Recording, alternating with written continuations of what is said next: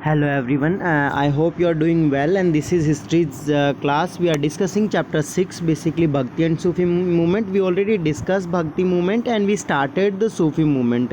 In starting we discussed that how the Islam or the Islamic tradition came to in the connection of the Hindu people or the inland of India, and how it spread in the India, what was the main feature of Islam, what was the five pillar of Islam, how Islam was divided into two group, what is the ideology of Islam, what kind of the communities was there, and how the new kind of the Islam came during with the idea of Sufism. What was the idea of Sufism, what kind of the representation they presented. Also we discuss what was the idea of Khankas and Silsilas. We discuss about the Dargah pilgrimage also. Today what we are going to discuss is that the Chishti in the subcontinent, that Chishti was a basic important basically Chishti. I see, for in Sufism there was many group. Chishti was the one of the famous one, so we are discussing about the Chishti. There was other also, but we are not discussing about these only. We have to discuss about Chishti. Okay, so Chishti, basically also in Chishti we are discussing about the spread of the Chishti in India. Okay, not in the outer. Chishti was there in the other regions also, but we are discussing how Chishti spread in the India. The first thing is that Chishti Chishti basically migrated to India in the late 12th centuries. That the idea of Chishti migrated in the 12th century when obviously Delhi Sultanate started in the India. जब दिल्ली सल्तनत basically Delhi India के अंदर 1206 में start हुई, जो basically आपके first dynasty जो थी, जिसमें आपके जो रूलर्स थे कुतुबुद्दीन, द फर्स्ट रूलर जो थे बेसिकली कुतुबुद्दीन ऐबक. तो कुतुबुद्दीन ऐबक के साथ कुछ ऐसे लोग आए थे जो बेसिकली चिश्ती सिलसिले को फॉलो करते थे. उसके बाद इल्तुतमिश आए हैं, जिसमें आपने सुना भी होगा, जिसकी जो डॉटर थी फर्स्ट फीमेल, जो हमारी रज़िया सुल्तान, जो फर्स्ट फीमेल एम्परर के नाम से जानी जाती है, वो इल्तुतमिश की बेटी थी. तो उनसे पहले जो थे जो है कुतुबुद्दीन ऐबक ने ये दिल्ली सल्तनत स्टार्ट की थी. तो उस टाइम पीरियड में 12th सेंचुरी में जो है बेसिकली ये जो है चिश्ती संप्रदाय इंडिया के अंदर आया था.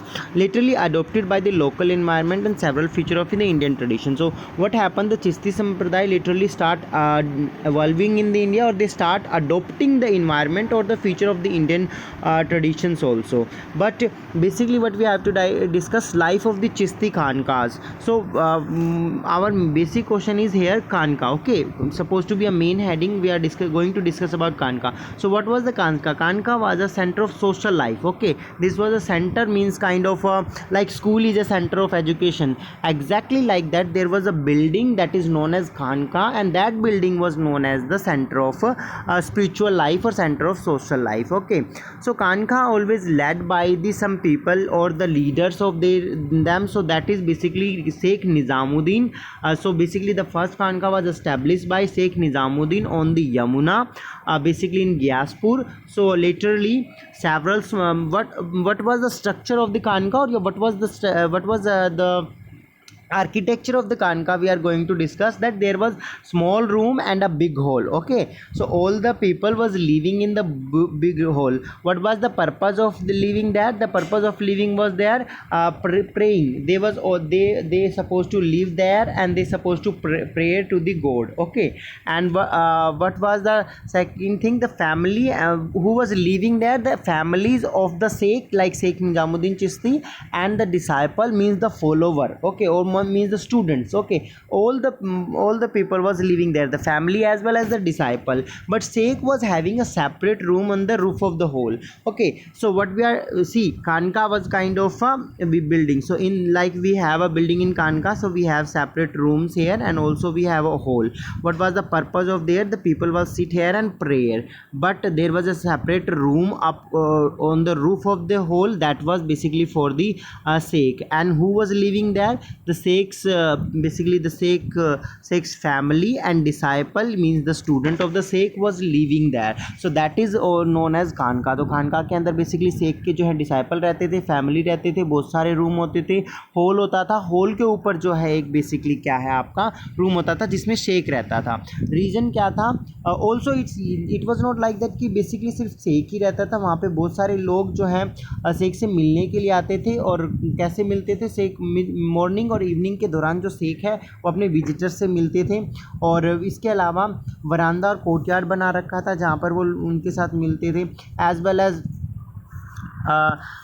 जो लोग हैं उनको वहाँ पर बेसिकली शरण दी जाती थी, रहने के लिए दी जाती थी। बेसिकली किस तरह के लोगों को जो बेसिकली इन्वेंशन की तरह, मतलब अगर कोई अटैक हो जाता है या कोई प्रॉब्लम हो जाती है, कोई आर्मी वगैरह की प्रॉब्लम, उसकी वजह से बहुत सारी जो भीड़ है जिन्हें हम रिफ्यूज़ी भी बोलते हैं, बेसिकली जो किसी दूसरी जगह पे प्रॉब्लम की वजह से आते हैं, तो उन रिफ्यूजीज़ को बेसिकली यहाँ पर शरण दी जाती थी, बेसिकली उन्हें रखा जाता था।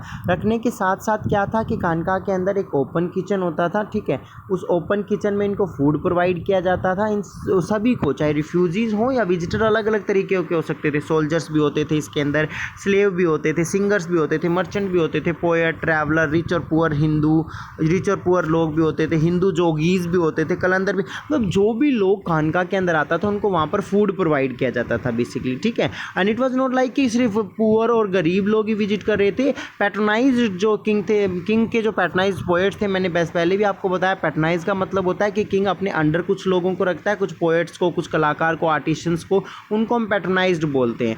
सो अमीर खुसरो और अमीर हसन सिलजी जो है वो पैट्रोनाइज बेसिकली हिस्टोरियन भी कह सकते हैं हम। ग्यासुद्दीन बर्नी जो थे कि कोर्ट में थे, तो उन्होंने भी क्या है इन खानकाज को विजिट किया है।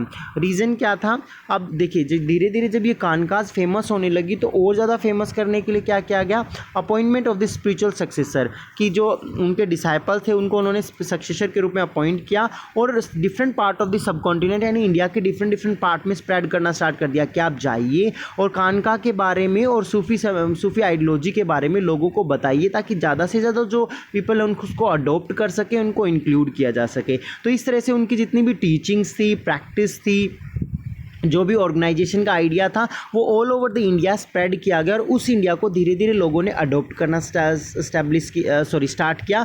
और लेटरली जो मतलब खानकाज का आइडिया था वो बहुत ज़्यादा फेमस होने लगा। मीन्स इस्लाम जो उलेमा का इस्लाम था या जो कुरान का इस्लाम था उसको तो लोग कम फॉलो करते थे, बल्कि जो इस सूफीज़म का जो इस्लाम था उसको लोगों ने बहुत ज़्यादा एक्सेप्ट करना स्टार्ट कर दिया था, ठीक है। और शेख निज़ामुद्दीन जो रहे, इनका काफ़ी इंपॉर्टेंट रोल रहा इसको स्प्रेड करने में। जो नेक्स्ट हमारा टॉपिक है वो बेसिकली हम डिस्कस करेंगे जियास एंड कवालीज के बारे में। ये भी खानका से ही रिलेटेड है कहीं ना कहीं, जैसे जैसे जो चिश्ती मतलब डिवोशन है, क्योंकि शेख निजामुद्दीन चिश्ती ने हमने लास्ट में डिस्कस किया कि बहुत सारे लोगों को स्प्रेड किया। He appointed many successor to go in the part of India and spread the ideology of the Chishti silsila. So literally when the people start adopting these things, a new kind of performance also occur in this time period. What was the first performance? The first performance was pilgrimage.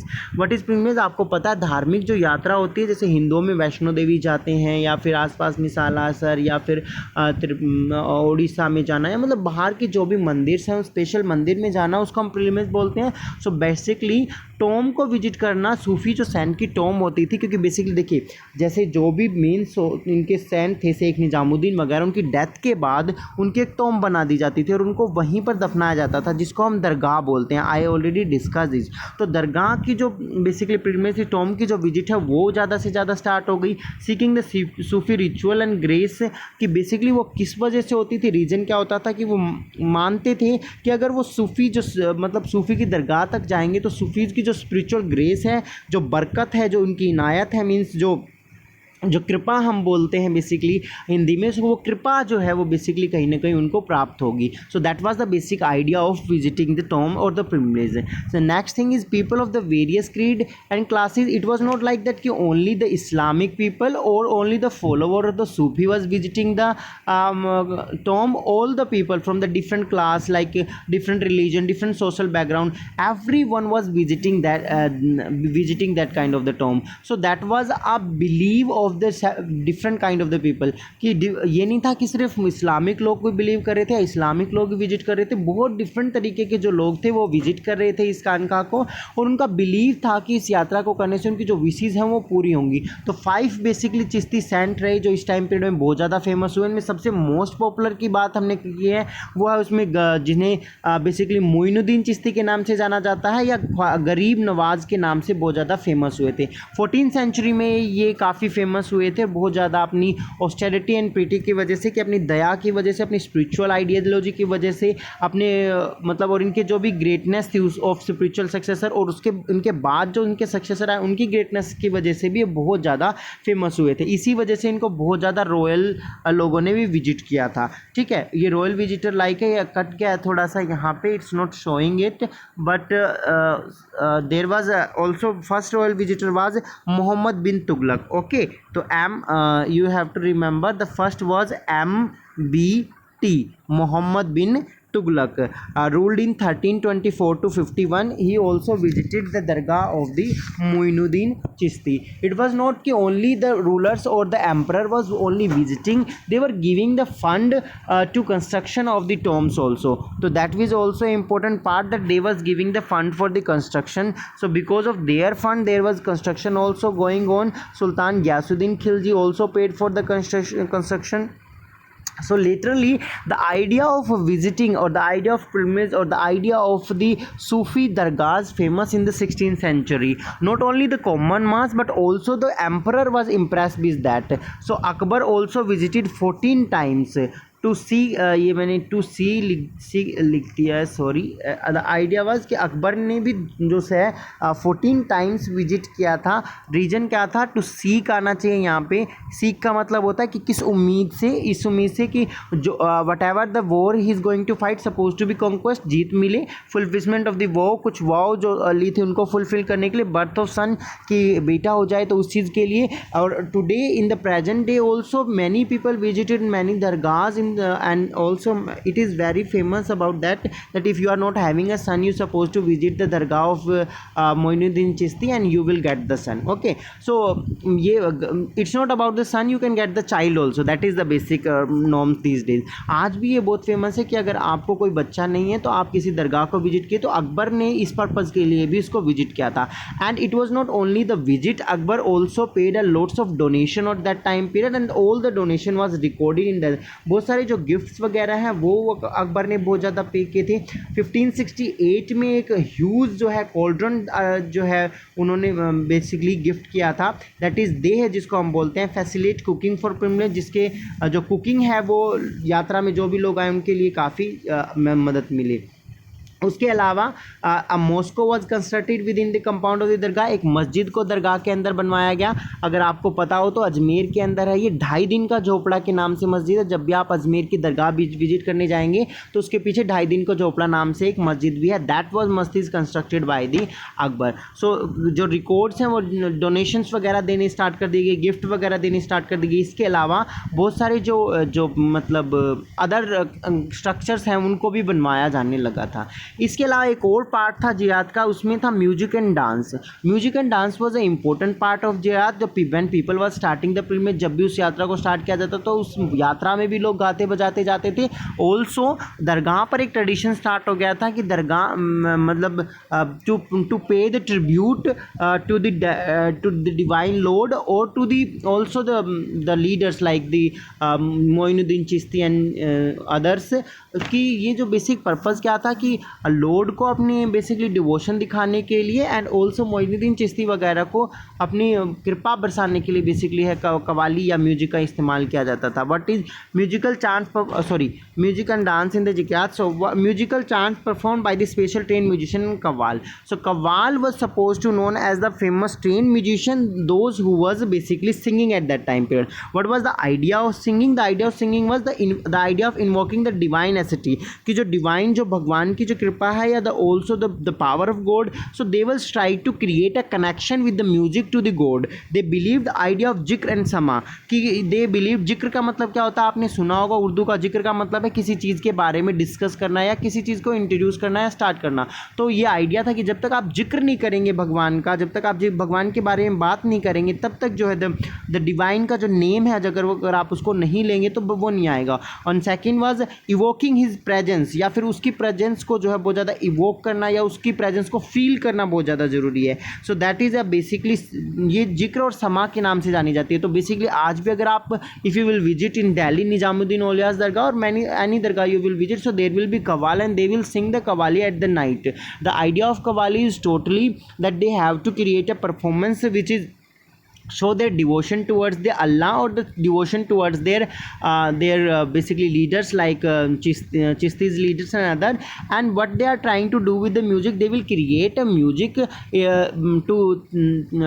they will create a music, and the scent of the Sufis will be a mediocre, and they will represent their music to their scent, and that scent will work as a mediocre to connect the Allah and the devotee. So qawwali का basically idea क्या है कि वो कव्वाली को इस तरीके से गाते हैं कि उसमें जो सेंट है, जो बेसिकली सूफी लीडर्स हैं, वो क्या है आपके मीडियोकर का काम कर रहे हैं, एंड दे विल डिवोट, मतलब वो उनके सूफी जो लीडर्स हैं उनके लिए कहीं ना कहीं कव्वाली गाएंगे। But the idea of the qawwali is basically to connect with the Allah. So भगवान से या अल्लाह से कनेक्ट करने के लिए कहीं ना कहीं कव्वाली को गाया जाता है। तो ये बेसिकली आइडिया हम सूफीज़म का हम आज डिस्कस कर रहे हैं। In next class we will discuss about the different topic like language and communication and Sufi state, and then there will be a topic, it's a huge chapter, so I will try to finish it in a few classes. Stay tuned and stay home, stay safe.